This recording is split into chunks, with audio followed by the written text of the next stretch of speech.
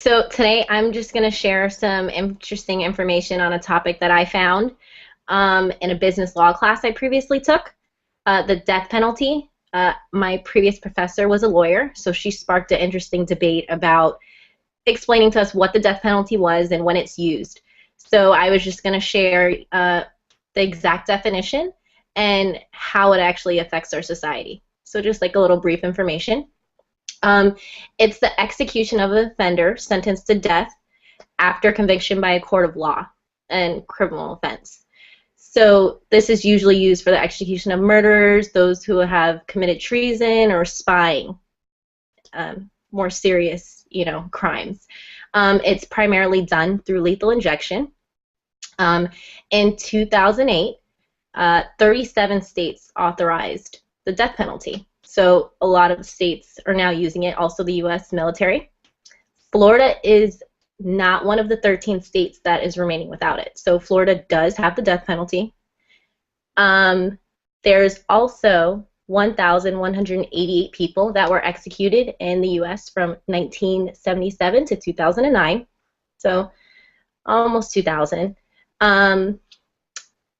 It can be a very timely matter because the trials take a lot longer. You have to be over 99% sure that the person is guilty of murder and able to prove that. That's what I learned specifically in my business class, was it takes a lot of time to be able to prove, is definitely 99% sure that they are guilty. And the judge has to have a 99% chance of, without a doubt, that yes, that person is guilty of the murder before they're able to actually sentence them. These trials average about 8,000 hours per capital defendant. So each person that's actually submitted, for a case like this, it usually takes about 8,000 hours to prove between different trial dates and court dates with the judge. There's hours per non-death penalty defendant. So it went from 180 hours to 8,000. That's just like, the difference between the two of whether you're going to put someone for death penalty or not. So it takes a lot more time. So obviously longer trials, the costs go up. So the money accumulates over time, how long it takes for each case to actually go through the whole entire process. Hundreds of thousands of more dollars. The average cost of defending a trial in a federal death case is $620,932. So that's about, if somebody is going to go through the whole trial process and then be executed as well. So that's about 8 times the cost more of a federal murder case.